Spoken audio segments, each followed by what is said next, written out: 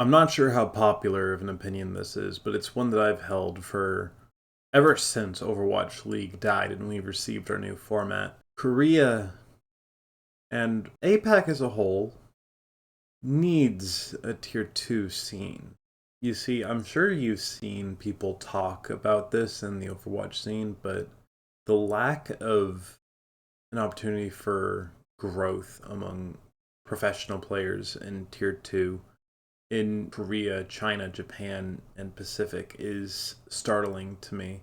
Pacific less so because at the very least there's Oceanic Faceit, but China, Japan, and Korea are hit pretty hard by this, in my opinion.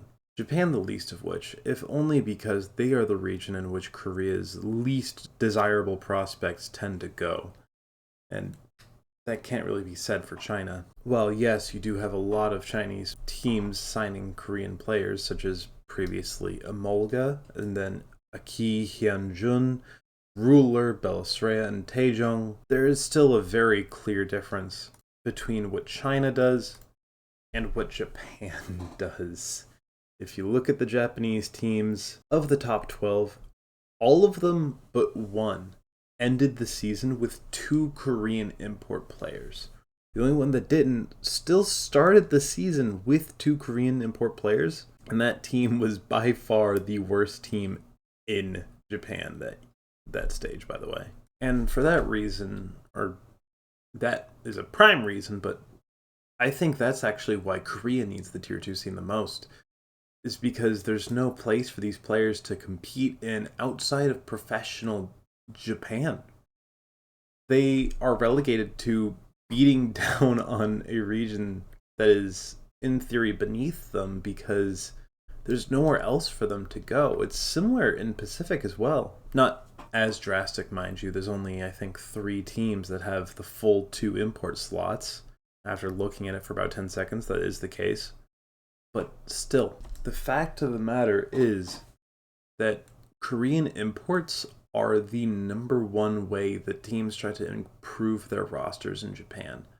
And it's a big way they try to as well in Pacific and, let's be honest, North America and EMEA. Not just OWCS, but Faceit as well. And those players wouldn't need to play in NA Faceit Masters and Faceit Masters relegation if they had their own tier 2 scene to play in.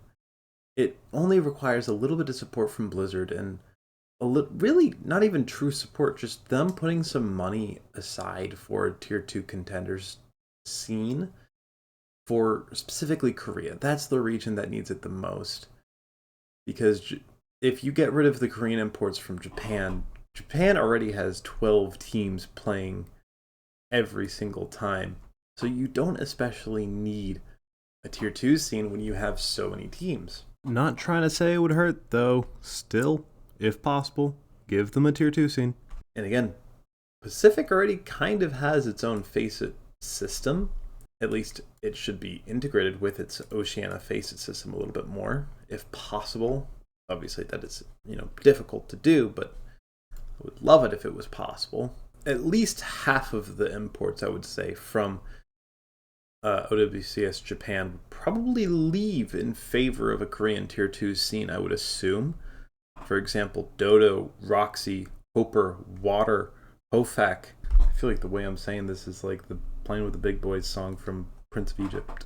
Dodo, Roxy, Hopper, Water, Hofak, Sawbeck, Dororo as well, Yu, Cinnamon, Bread Turtle, Swoo, Fod Carry, and Docs. There are so many players in Japan that I don't think would stay there if there was an opportunity in Korean Tier 2. And I know that there's already kind of a Tier 2-ish system, more like a Tier 1.5, where the bottom 3 of Korea go into a relegation stage with the top 5 of an open qualifier. But explain to me why the top 5 of that open qualifier aren't just playing in their own bracket the whole time. While OWCS Korea is going on, why is there not a whole nother bracket that's being streamed and shown to the world for the next up, the best coming up of Korea? This has been a thing in Overwatch forever. Korean Tier 2 has been the gold standard for where teams can look for their new prospects. Ever since the game had a Korean scene, ever since the game had a contenders scene, a true tier 2 scene, we had Korean contenders as the gold standard. And that's just gone. And that is why I think a Korean tier 2 scene is so important, is because of course the teams that make it out of relegation are the same teams that we see play over and over again.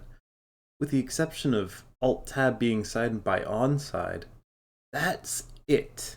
That is the only time in Overwatch before, and I think in the future we will see a Korean team supplanted, because it was filled with Overwatch legends of the game. Even another team, one called Liberty, lost to Vec. That team had Sunjun, Unique, Jexa, Jinsung, and Dagon. And finally is a decent player who is fairly quiet and not getting a ton of attention. That team lost to Vec. And Vec's not terrible, don't get me wrong. Zessen in particular I think is a great player, but there's no way for these players to keep sharp. There's no way for these players to play the game. And if there is, there's no way for us to see it. There's no way for the world to recognize their talents without getting some insider knowledge. And I think that's a damn shame. I think that Korean Tier 2 needs to be supported in a way that is globally visible, if it is being supported at all.